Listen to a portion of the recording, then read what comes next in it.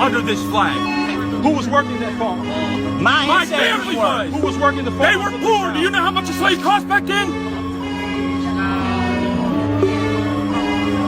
Oh, I wish I was in the land. No, So why do you carry that flag? because this is my heritage. My family fought to save their farm under this flag. Who was working that farm? My family was. Who was working the farm? They were poor. Do you know how much a slave cost back then? Oh, I wish I was in the land. No. Every generation inherits myths. One of the most persistent is that the Civil War wasn't really about slavery. It's about taxes, tariffs, or states' rights, or heritage, fighting for your land. All of this bullshit, right? That all collapsed the moment you ask one simple question, bro.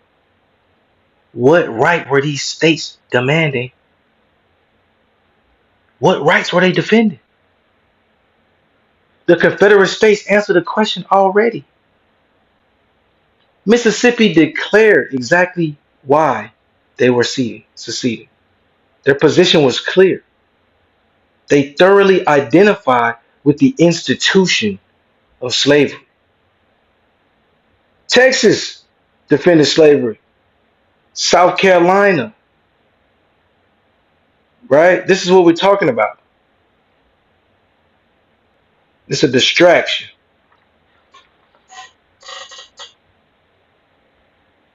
Georgia spent pages defending slavery, attacking abolitionists.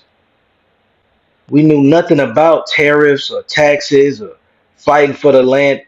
That's mythology, rewritten by daughters of Confederacy. How you people like to say that Jewish and liberals rewrite history. Well, I don't know if you know or not, but it's actually the exact opposite. I'm sure you don't know. I'm sure you don't. So they told us exactly why they left, not the BS you're claiming. And then this is another thing I was reading in the comments of this video. Most Confederate soldiers didn't own slaves. Dude, that's irrelevant. And that's not even how the institution of slavery works. Again, it's dumb. Most British soldiers never owned a colony. Most Union soldiers didn't own a railroad. Soldiers fight for the government that upholds their ideals, not over personal possessions. So you can miss me with the we fought for our farm. That's something that someone is digesting because they have a very small compute power. Let's be honest. The Confederacy was not defending individual slave ownership. It was defending the political order that was built around the bondage of Black heritage Americans. And this is the thing, by 1860, enslaved peoples was the largest financial asset that the American South could provide. Over $3 billion, more than anything that was working or moving in liquid capital at the time.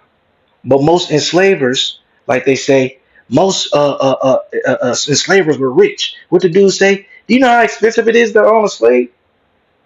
Are you goofy or what, buddy?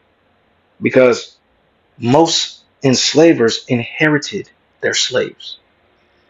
So you can miss me with some cherry picked a stat about an 1860 somebody costing $1,000 at the height of the cotton boom. You can miss me with that cherry picked propaganda. A slave purchased in the 1700s will be passed down all the way into the 1860s unless someone in that line purchased the freedom. 1760, the family could have came about slaves. 1760 being passed down generation after generation, those assets being multiplied through grandchildren, great great grandchildren, and so on and so forth.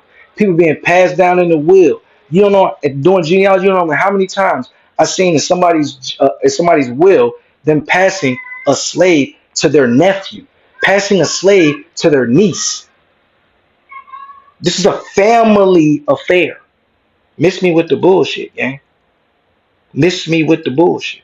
Slavery was a system, not just simply a labor system, right? It was a hereditary wealth system. Under American law, the child was automatically forced into slavery based on the status of the mother. What what what are you arguing against? So you can miss me with all of that, bro. You can miss me with